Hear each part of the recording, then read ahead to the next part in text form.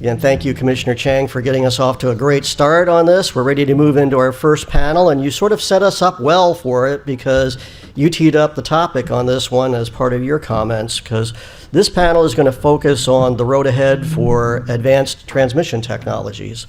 We've got a great group of panelists here to talk about this issue, and I'm going to start by just introducing our moderator, and then he'll kick us off with the panel discussion. The moderator for this session is Ethan Howland. Ethan is a senior reporter for Utility Dive. He's spent many years now covering FERC issues. And Ethan, we look forward to the discussion that you're going to lead us through. So I'll turn it over to you. Great. Thanks, Larry. Good morning, everyone. So before we start, just to sort of set the stage, I have a couple factoids partly related to what the commissioner was just talking about. Last year, PJM put out their annual demand forecast. They were expecting their 10-year summer load to grow 1.6% on average. In January, they put out their new one, and that 1.6% is now 3.1% average annual demand growth in the summer, mainly driven by data centers. And picking up on something the commissioner was talking about, sort of the cost side of things, PPL had a project in an advanced transmission technology project in Pennsylvania. They were able to reduce congestion costs on a line and by roughly $50 million per winter season, if I'm remembering this right, and there may be someone from PPL who can correct me on this, but so we're seeing massive demand growth, and we're trying to get as much out of the system as we can cost effectively. So we have three great panelists here who are going to talk about the sort of where we're at with advanced transmission technologies and where we're going.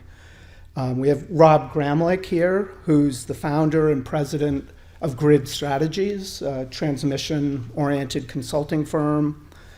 Rob was also co-founder of the WATT Coalition, which focuses on GETs, and the AMP Coalition, which focuses on advanced conductors.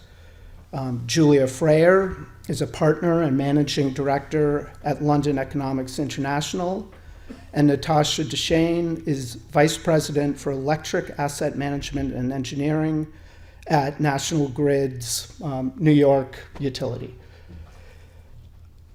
So to start, Julia, can you just tell us a little bit of, what are these technologies we're talking about and what can they do? How are they useful? So we started some work last year with wires, with the transmission owners and manufacturers and service providers to the transmission sector, looking exactly at that question, thinking about the universe. And I think all of us, and frankly, probably even those outside our industry, are familiar with some of the things that fall into the umbrella of advanced transmission technologies like GETs, grid enhancing technologies. We love acronyms in our industry. But as we were doing the work, actually, what we wanted to articulate from our observations is that it's not just hardware or software that falls into this umbrella of advanced transmission technologies. It's also more generally innovative practices for siting and design, which we hope could maybe help with some of the issues that the commissioner spoke about on permitting and design of projects, innovation in construction that we're seeing being applied to the transmission sector, and innovation from operating practice on actual operation of the infrastructure once it's placed into service. So the world is much wider than some of the particular technological applications we've heard of in the press. And I think it covers the full gamut of the life cycle of a transmission program, transmission asset, all the way from kind of design and siting decisions all the way through operations. And in terms of, I think that the universal connection between all those different hardware, software, and operating practices is really that they can provide at least one or multiple benefits along three streams. We found that when we think about something and qualify it as an ATT, it could either increase transmission capacity, to your point about the project from PPL's demonstration of an ATT. It can reduce cost on some time frame relative to the alternative, or improve reliability and security. For us, anything that we're doing that is innovative in terms of either practice or equipment that can meet one or more of those beneficial objectives really qualifies it for that definition. Okay. And Rob, can you just describe a little bit sort of where we're at currently with deployment of some of these technologies and processes, I guess? Sure, and I'm going to pull up my notes a little bit because I like to identify when good things are happening. Utilities are deploying interesting technologies. So there's actually a fair amount. If you look down the list of recent deployments for dynamic line ratings, we've seen PPL, AES, Duchaine, National Grid, NYPA, Great River, Pacific Corp, and Bonneville all deploy recently. So that's great. Topology optimization, which is the sort of the software to identify a reconfiguration to open or close circuits. We've seen Central Hudson, PG&E, TVA. That was Advanced Power Flow Control. Topology optimization, Alliant, ERCOT, ISO New England, MISO, and SPP members working with SPP, I think, do that. And then some of the advanced conductors we've seen with SoCal Edison, Entergy, Montana and Dakota Utilities, AEP in West Texas, APS, Dominion, South Texas Electric Co-op, and then some of the advanced superconductors are a little bit not quite as commercial, but I think National Grid is working on some deployments there, and the more traditional superconductors are used a lot around Europe. There have been, activities around a number of European countries. So we're seeing, it's still sort of getting out of the pilot stage. It's not, I would not say we're really in the mass deployment stage overall looking at that. But again, to have that many utilities experimenting and working on those technologies, I think is encouraging. And clearly all across the country. Right. Sounds like pretty much all regions. Right. Yeah. So, Natasha, can you talk a little bit about some of the projects National Grid has been working on? Yeah. Why you built them, benefits, et cetera. Sure. So I'll start with maybe dynamic line ratings. This is an example of a technology where National Grid was the first in the Northeast, I think it was, maybe one of the first in the nation, where we had not just implemented dynamic line rating, but integrated it into the EMS and into New York ISO. So this was a project that we executed as part of kind of a larger portfolio of projects that were put in place. It was about $2 billion worth of projects to support renewables in New York's clean energy goals to get to 70% renewables by 2030. So these projects, the dynamic line ratings, they were on 4 circuits. It's really kind of like 2 double circuit lines, and then you hit a substation and 2 double circuit lines. And I say that because it's kind of all in the same area, but 4 kind of distinct circuits. And so what we found through implementing that was that some of the results, just kind of now that it's been in place about a year, that are kind of interesting. One of those circuits, at kind of its max increased capacity, it's enabled 35% of increased capacity. At kind of its worst, the rating has been 35% lower than what the seasonal rating would have been. With that line, though, almost 50% of the time, we've been able to operate it above its seasonal rating. So I think that in of itself is kind of a success story for that circuit. Interestingly, one of the other circuits that we had implemented it on, we've seen some of that increase in capacity up to kind of that 30% range, but we've also seen it operating below, it's operated 30% below its capacity. The maximum it's kind of got to is more around the 10 or 15% range, and that circuit has only operated above its seasonal rating about 2% of the time that it's been in service. So kind of see a little bit of different results and mixed results, and so this has been kind of interesting for us to kind of see how it plays out. I think you said cost, some of the cost figures with this project. For those 4 circuits, it was about $8 million, I think it cost us, but $3 million of that was to support some of the EMS upgrades that we had to make to integrate the information. The project, had we had to reconductor those 4 lines, we had estimated it would be about $200 million.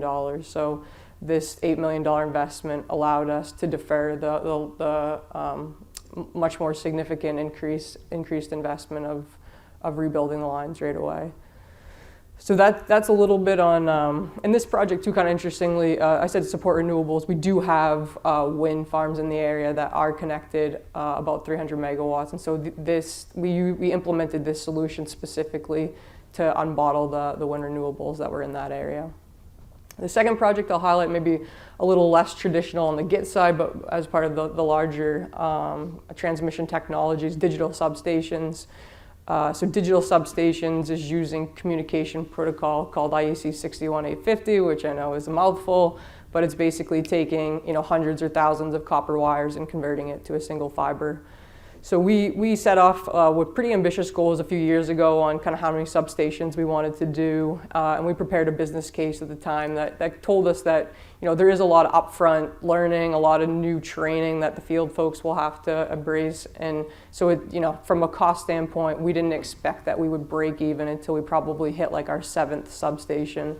So we've now deployed that on a couple substations. We've got 2 or 3 that are in the works, and now that we've got a couple complete, we're starting to kind of just relook at some of that cost analysis and just kind of go back to seeing if we still think it delivers on some of the dollar savings or not. And so it's been kind of an interesting journey. I think it has cost us a little bit more than we had anticipated. At the same time, conventional substations are also costing more with supply chain challenges and other costs. So I think it is costing more, but that's why I want to kind of go back and recompare it. And what we're also learning is just new kind of and better ways of doing things. So what we call IEC 61850, we've now termed our 2.0 version, which we'll do for kind of the next few substations, which with some of the changes that we've made to the technology and the design, we think will save us from that original version by maybe $5 million. So pretty substantial upgrades from just some of the learnings that we're having. And what's the advantage of a digital substation? Great question. I kind of didn't connect all the dots there, but I think what we set out for was the cost efficiency, which was the control houses today. When you have hundreds and thousands of feet of copper wire, you have really big control houses in the substations. By transitioning to just that, the IEC 61850 enables us to transition to just a single fiber. That in and of itself was expected to reduce the control house by the footprint to be 60% of the original size. So it's that cost savings from the control house that really was delivering the savings. So we started it really driven by the cost savings. There are some secondary benefits that I think are out there a little bit in terms of reliability, maybe future capabilities of integration of new technology, and I think that's what we want to start looking at too again to see if we think that reliability too is delivering. Right. Okay. And Rob, for you, can you talk a little bit about what some of the sort of drivers have been, sort of the policy or incentive drivers have been for these technologies, both at the federal and state level? Sure. So I'll list a few from FERC and state and DOE, but I'm not sure any one of them are like directly responsible for any particular deployment. I think it's more just the general awareness that probably a lot of companies in this room kind of got the memo from their regulator, we really should be looking at these and let's see where the opportunities are. As Commissioner Chang said, there's not like a great way for the government to say, use this technology on this path, but the general message of pursue this suite of technologies, look where there may be opportunities. So Order 1920 is the first one. It says, consider advanced transmission technologies as you plan new lines. Order 2023, similarly in the interconnection case, essentially did the same thing. Then there's the Order 888 881 was the requirement for ambient adjusted ratings, but also make your system sort of amenable to dynamic line ratings, which actually was a very smart sort of sequential evolution to get towards more dynamic ratings on the system. So those were 3 specific FERC actions. Moving over to DOE, the GRIP program grants, there was about $1 billion spent on the more operational technologies, the grid enhancing technologies, and about $1 billion on the advanced conductors. Of course, some of those are kind of in question. I'm hopeful that, again, they say they like transmission. They say, senior people there tell me they love the suite of technologies too. So I'm hopeful those will all kind of continue. Not super hopeful there will be more money or a whole lot of new grants out of this administration, but those were, I think, helpful getting some projects and probably more utilities in the game looking at, taking the question seriously, talking to vendors, pursuing opportunities. So I think that helped stimulate some activity. Yeah. And then finally, state policy. It's interesting, states are getting all excited about this. Sometimes you kind of have to manage the message. I mean, I don't know, I work with a lot of the technology vendors. I don't know any of them who ever go out and say, hey, our technology is the replacement. You don't need to build new lines if you use our stuff, right? Like that's not the business case, and we all have to be careful managing that message because we also have to expand the grid and build new lines, and sometimes that's new rights of way too. But I think a lot of folks are trying to find these efficiencies for the same reason. So there are 10 states, I have the list here, but 10 states just in 2025 passed laws on advanced transmission technologies, and then 5 more last year in 2024, so 15 states. All right. And so this might, I mean, you sort of brought it up, but so I'm throwing this out to everyone.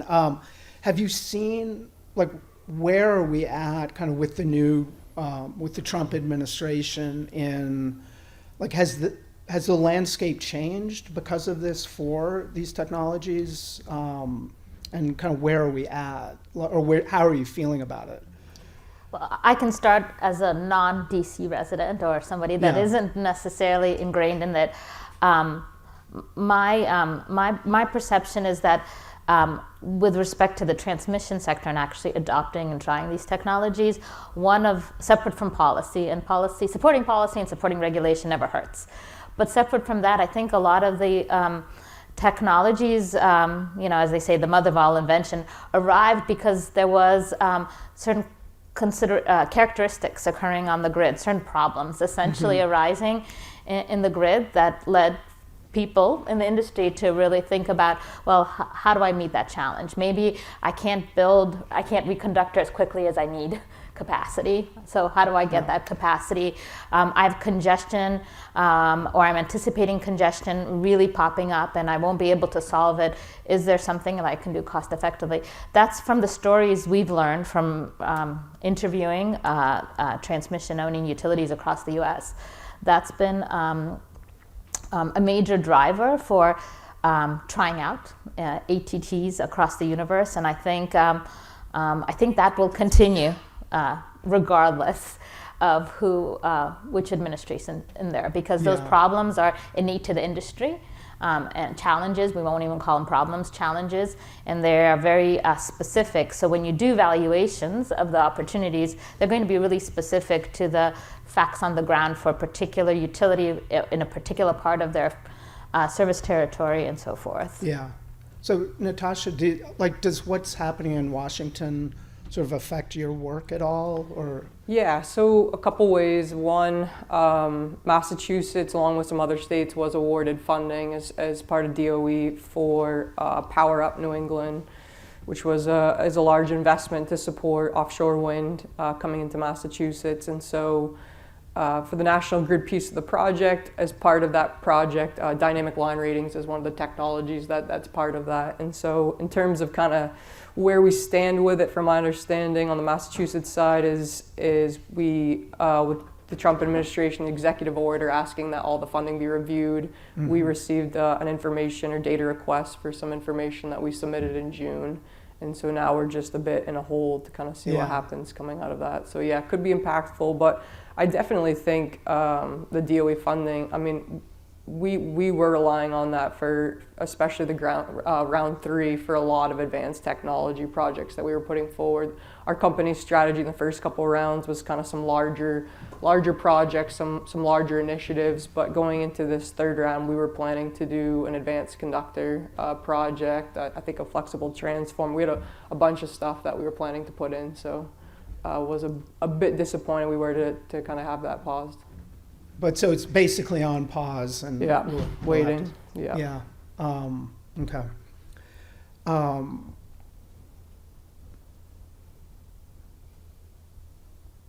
So,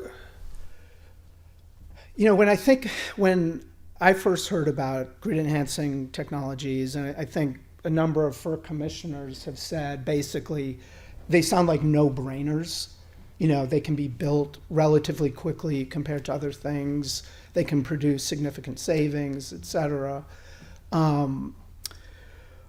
I guess I'm just curious, why aren't we seeing them installed all over the place? Is it just there's still emerging technologies, or what's keeping the pace of development? Or would you consider the pace of development really rapid? I mean, to me, it doesn't seem that way, but I'm just curious. Yeah, I mean, happy to give a few examples of some limitations I think that are helpful to kind of talk about. So one with advanced conductors that I think comes up that a lot of people don't understand is, it comes up a lot. If you use advanced conductors, you can reuse your towers. At National Grid, we were where AC electricity was invented. We have a lot of aging infrastructure, and so we have a lot of need to replace aging assets where we're not going to just put new conductor on 1907 structures, which we have out there on our system. So I think that isn't a great use case, and I think coming out of that, there's a lot of discussion around. But you can, even with new structures being put in, if you respan the lines and optimize it with a new conductor, you'll save money on steel poles and you'll save money on foundations.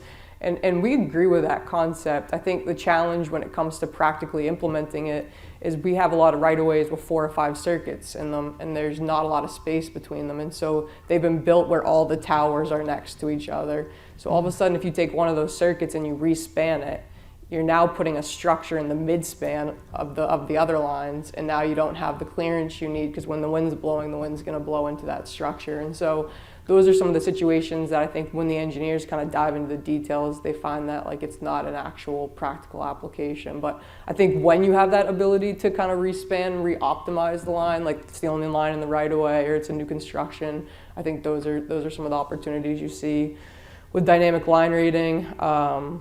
Something to, there's still a little bit of challenges, right, with what are the results going to be coming out of that.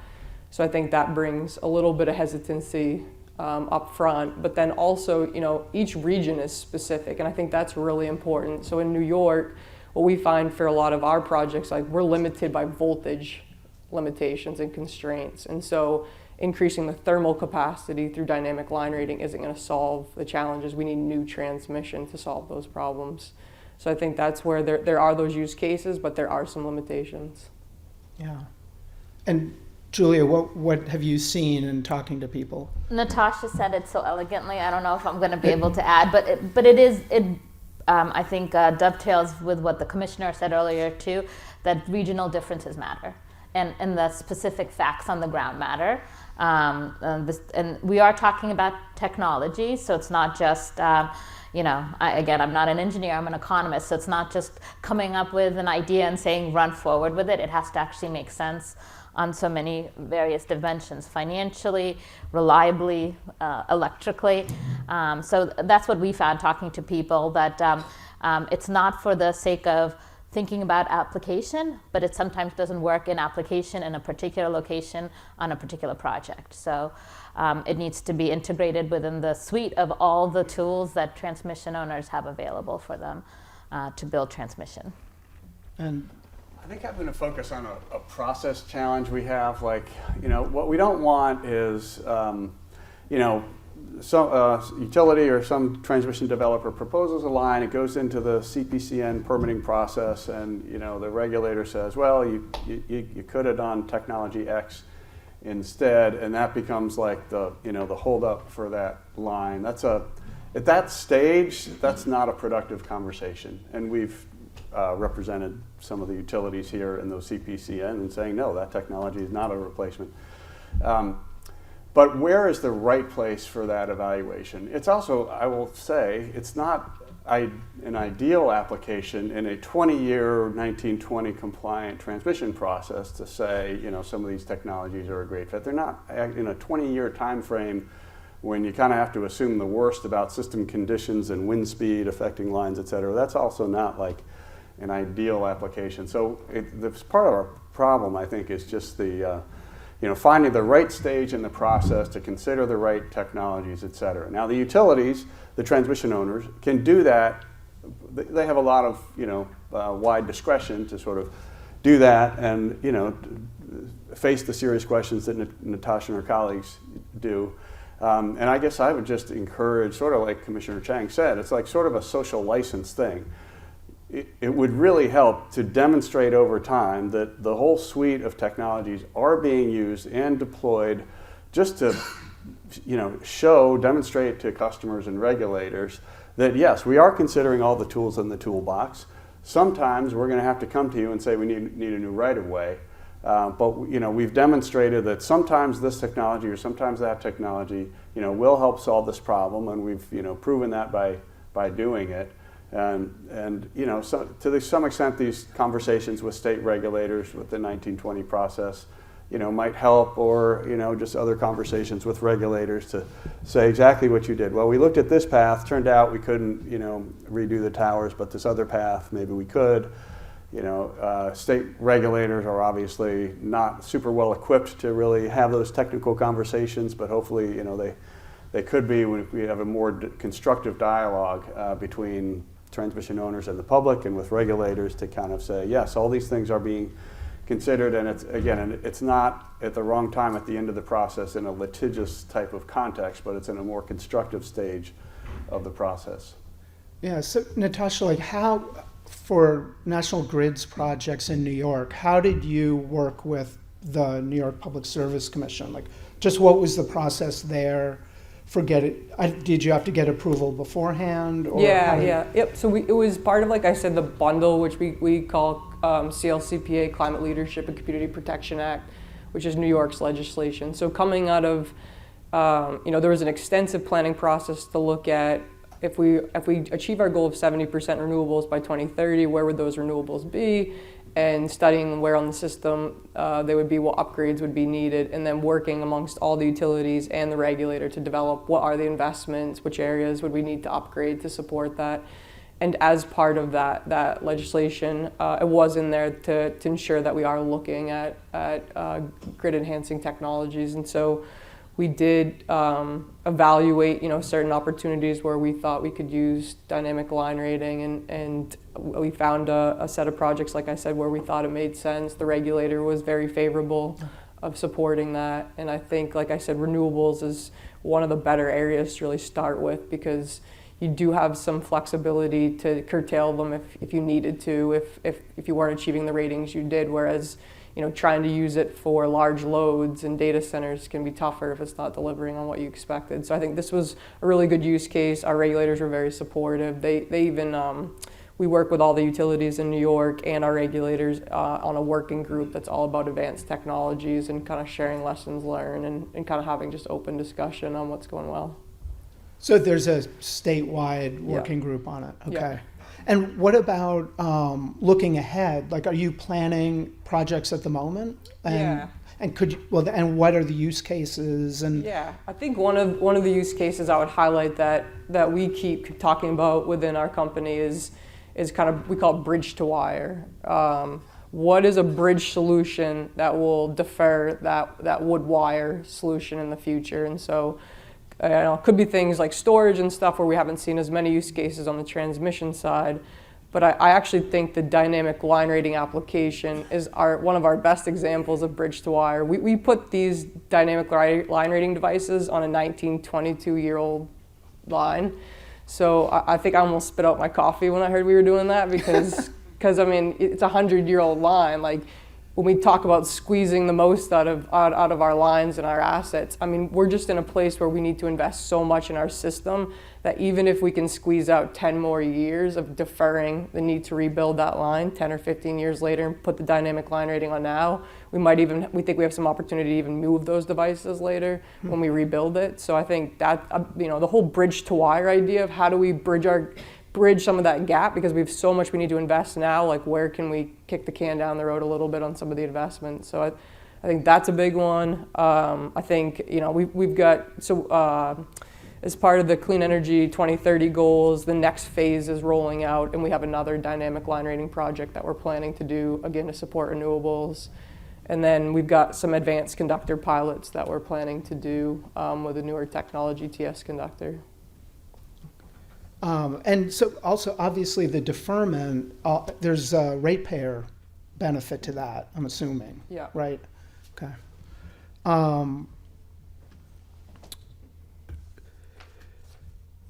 So going back to the demand growth also, and data centers, basically, but, there are other drivers as well.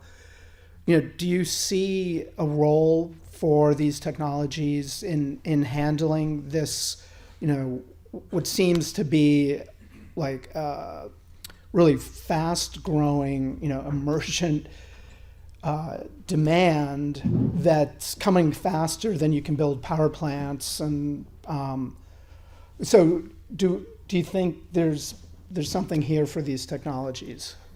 So from some of the interviews we've done, there are certain categories of ATTs that I think are actually extremely well suited for the type of electricity consumption and demand that's the newer customers, the data centers, are having. As we talked to some of the TOs and talked, for example, about superconductor and so forth, the application to customers that need certain types of qualities, low line loss, transmission was very important for them. They're also contributing a lot of the specific examples of ATTs on the siting portion of the life cycle of transmission are basically adoptions of AI-based ways to process data, to look at information, to improve siting, or identify even opportunities to do quicker and perhaps more diverse type of design of projects through digital twinning and so forth. So they're contributing. The data centers are contributing as consumers and demanding certain types of technologies and innovation in the industry, but also contributing to solving the problem a little bit, in the sense that they're giving us the platform to try new things from an engineering perspective and operations.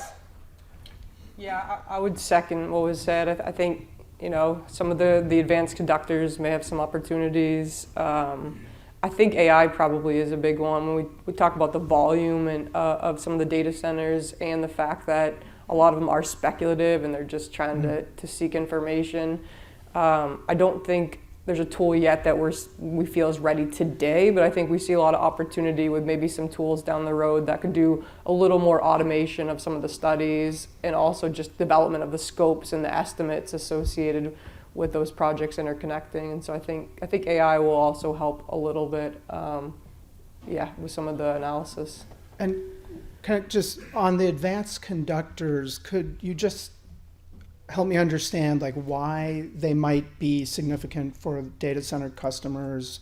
And then I believe there was an announcement recently from Google and CTC. I don't know if somebody can talk a little bit about that and what that might mean. Sure. Well, my understanding is, they're working together to identify opportunities for advanced conductors, and I think Google, like all of the other hyperscalers, are very interested in creating this headroom. Their whole business is on speed, speed to connect. So that's the opportunity for them, and if any of these technologies can create a little bit more headroom, right, to create a little bit of capacity on the grid, then they're all about it. And so when we were talking about the challenges before, part of the challenge is actually knowing which technology on which path and part of the grid is helpful. And I think that's part of the specific set of issues. Well, Dave is here for CTC. I'm sure he knows more. But they're trying to it's like an RFI. Like, hey, if where on the grid could these be helpful? Or let's partner with utilities to identify opportunities here. So that's kind of in terms of them supporting the network capacity that they all want and need. Which, by the way, we haven't really talked about the whole co-location behind the meter, and we don't want to talk about FERC cases. But my sense from all of our conversations with hyperscalers is they want the full network access, like in almost every instance. Okay, maybe there will be some exceptions, but so I think the hyperscalers all know that and they want that. So if these technologies, which are really network technologies, can help, then again they're all about it. And even some of them are being deployed or being worked on, and I think deployed inside the data center. Some of the superconductors that Max knows about are even inside the data center to increase capacity and allow shifting of loads within the actual campus.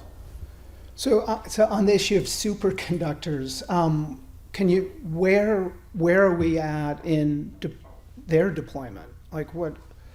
I mean, I can speak to National Grid. We're looking at a demo right now that we would plan to do. So be kind of isolated from the system, but allow us to kind of, just test out the technology. I mean, different from advanced conductors, this technology I would say is incredibly disruptive. It is a brand new technology for a lot of our field crews and the way in which they handle it and install it. And so I think a demo made sense kind of with this type of technology to just have that ability to kind of put our hands on it physically and see what it's like. Okay. And that's actually one of the lessons we learned in talking to many of your peers, that anytime you have innovation, something new, you have some concerns about how it impacts the rest of the system since it's integrated. And reliability, affordability, having service is paramount. So having the ability for the industry to better coordinate and learn from each other from these demonstration projects is going to be, I think, critical to getting advancements, more implementation, more quickly than they would have otherwise occurred. Because they'll still occur eventually. Something innovative will eventually make it into the suite, the toolbox that is used by the sector across the board. But being able to kind of share that knowledge and educate stakeholders who are essentially part of the decision-making process to get projects approved, costs recovered, for even educating consumers about this is going to be so important. So some level of collaboration, and learning from demonstration projects is going to be critical to fast-track some of this. So on superconductor, there are some that are actually been around for 20 years. ComEd has one sort of that technology of 20 years ago. A couple other utilities, I think, do. But now there's this sort of open loop cooling method. Veer is the company, but that's I think what you're working on. And then we have one too, actually. Okay. Yes, in Eastern New York. Yep. So. Yeah. And so, looking ahead a little bit, just in the next few years, where do you think this portfolio of technologies, what are you expecting in terms of development, basically, and deployment? I mean, maybe a boring answer, but I just see a lot of it maturing a little bit more. I see people getting a little more comfortable with it. I see us having implemented some of it and being able to say, did it cost less? How much did it help us? Starting to get some of the actuals and the findings that I think will propel a little bit more. And then I think as some of these technology developers are doing more, they're going to find ways to reduce the cost for us to purchase some of the materials and procure it. And so I just see it getting a little bit more mature, probably is the biggest thing. I think that regulators are going to get more comfortable as well. So the the point you made earlier, like, why aren't you adopting it everywhere? That's the answer we've heard, but we've unpacked it. It's a bit of a unfair type of comment to be making.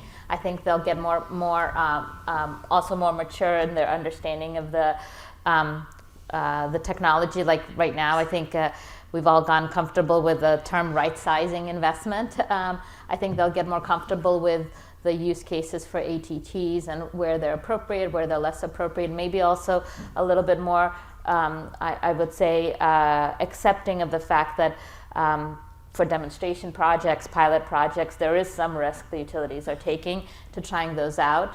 But without taking those risks, those projects won't get to that final kind of large-scale deployment commercialization stage. So there's a give or take on appropriately kind of sharing the risk with some of the innovation. So I do see regulators interested in it because it helps solve a lot of challenges and getting more savvy around it. Yeah, I would say, this dissemination probably requires a lot of, comparing of experiences across utilities. I recall 25 years ago when what's currently the Energy Systems Integration Group used to be the Utility Wind Interest Group, and it was a dozen or 24 utilities who were experimenting with integrating this weird thing called wind energy into their systems, and it was different. But it was kind of a group that was of, by, and for utilities to talk about their good and bad and indifferent experiences, to kind of say, yeah, we tackled that, and by the way, hey, we should all work on a grid code, and let's figure out what the voltage ride-through standard should be. There's a lot of that experience, just learning by doing, and hopefully learning from others' pilot projects, so not everybody has to do the same pilot project. But that said, there is some advantage for having your own team evaluate each technology, or just finding one place to do it, because there's nothing like really actually deploying it yourself till you really know, and then you can consider whether you want wide deployment, or whether you like this vendor or that vendor, and things like that. So it's a lot of just really learning by doing. So I'm hopeful that utilities will take it upon themselves to do that. And I don't want to end this session before mentioning that if incentives help at all, there has never been anything preventing any utility from filing directly with FERC under 205 to say, hey, I would like an incentive. You could be in a RTO or outside an RTO. Yes, there have been some rulemakings, but just leave those aside. Anybody can file on their own and propose an incentive. And Mark Christie has been a great commissioner in many ways, not a fan of any type of incentive that I'm aware of. He won't be there very long, I don't think, and there might be other commissioners who are more open to experimenting, especially in my 8 years working at FERC and with the OGC. I think there's kind of a preference for a utility by utility, try it here, try it there, before we require anything more broadly. That sort of experimentation, if the thing goes haywire, it's just limited to one service territory. So I think there's a lot of advantage to just file something, create an incentive and file something, and I would think or hope that FERC would be open to that, and it might help you get a little bit more buy-in to move forward with some options. And I guess so. Ethan, yeah, maybe this is a good time to take a little bit of a break and get some feedback or questions from the audience, and if not, we can turn it back over. I actually thought I'd start because there was a reference to the CTC Global Google Collaborative, and just give Dave a chance to briefly elaborate on that if you would like to, and then we can open it up to questions from the audience and see if they have anything they wanted to ask the panel. Here I come, Dave. Thank you, Larry. Thanks, Dave. Thanks for the opportunity. Just want to mention Google CTC initiative. There is a RFI that's outstanding. Responses are due next Monday. It was about a month since the announcement till it's due. So just a couple comments. It is very broad. Think of it as a very large net. The intent is you may have already been looking at projects for the GRIP process or other processes like that. The key point is it's got to be completed by the end of next year. So speed to power is the essential piece of this initiative. And so if you've got something of interest, let it be known. They'll go through about a month or so process of sorting out what's in areas where they're already expanding. They need the connections for their either data centers going in or their use of other data centers. And so it's that broad, but just let it be known what project might be of interest, and they'll get back to you and talk to you about that. Financial incentives are available across a very wide range. Might be GRIP-like, but it may be any number of other things that works for the project proposal, right? Technical assistance provided by CTC, as well as workforce training provided by CTC. So just a quick note on usage. Over 20 years commercially deployed, 125,000 miles installed of ACCC. About 8,000 of that is in the US, less than 6% of the installed capacity. Most of these, though, are in in areas that are growing very quickly. 80% of it is reconductoring, 20% of it new line, but we're now entering the new growth stage. And so we expect a lot of change in just the perspective of what you can do, how fast you can do it, and that's part of this initiative. Thank you.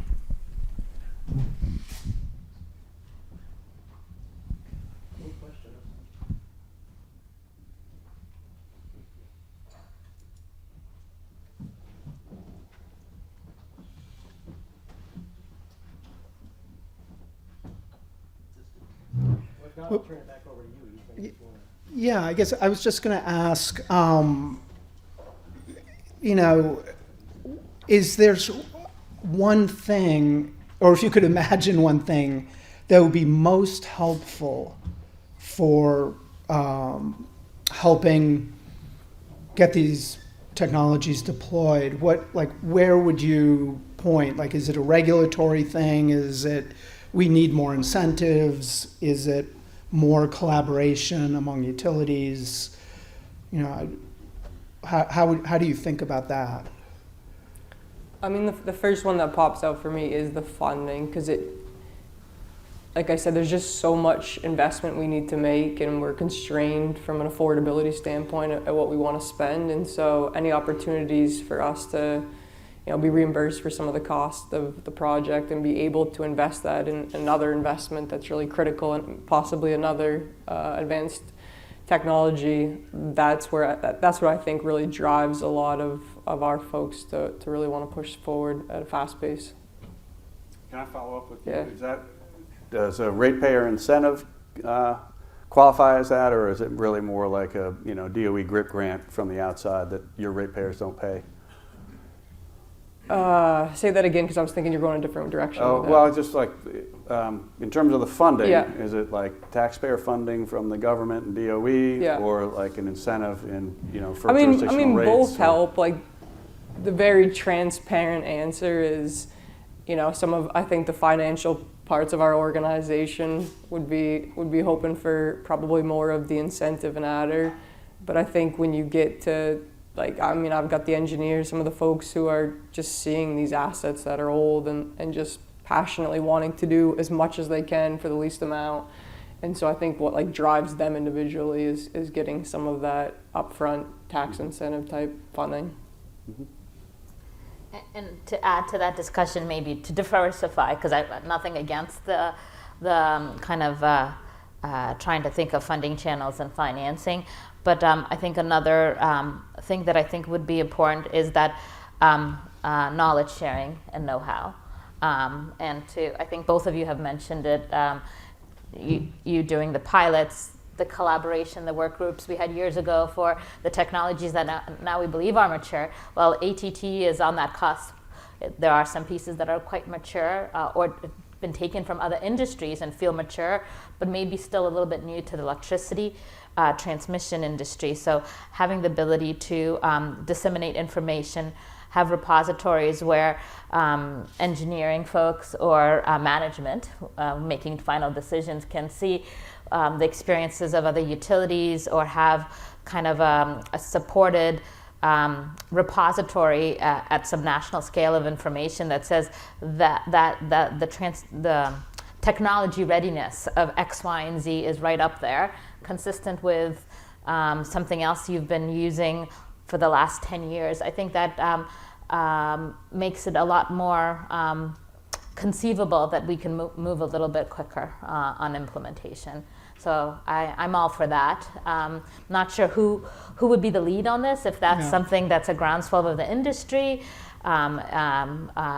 We have had a bit of a disruption in the role we feel that the Department of Energy is supposed to have, so I'm not sure if it needs to reside with some other federal agency or National Research Institute that could do that, but I think that's really important. And it dovetails well with what we think about as sandboxes when we talk about regulation and regulators, where they are allowed to kind of test out new ideas and think about how they actually perform in reality. This is to test out new technologies and be able to see how they actually function in the real world.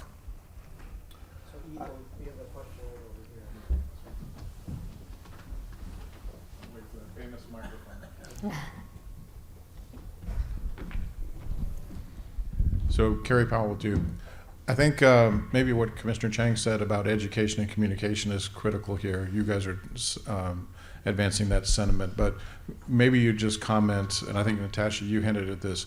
I think most utilities are considering GETs of all types, but in many cases, our needs are much greater than GETs alone can supply. So we need 5% more in a line. We need 40% more in a line, and that doesn't work alone. And so because GETs is the new bling, right? Everybody says all you need is GETs and the world will be safe.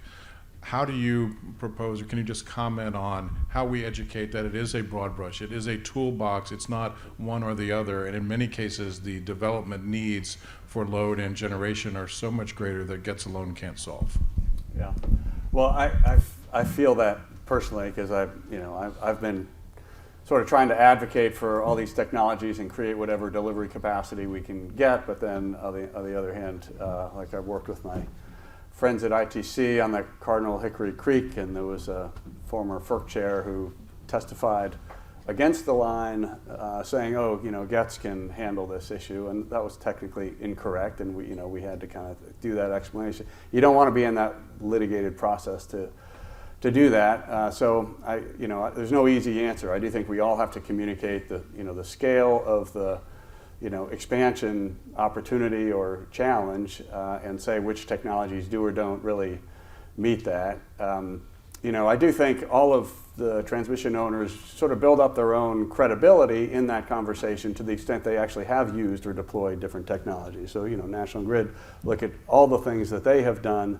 If the New York Commission or somebody else comes to them and says, you really need this line, how come you haven't done this? And they say, well, we've done it in these other places, but not here. This doesn't solve this particular problem. So I think, all of us, I think, would benefit by, showing that the suite of technologies have been used and deployed in their appropriate circumstance, and then you can, be better off in that communication. Yeah, I would add too, I just see sometimes the gap in how information moves along the journey. So you get sometimes really technical folks who are trying to explain, and sometimes the message that comes away is okay, it just doesn't work. And then what gets communicated externally is it won't work.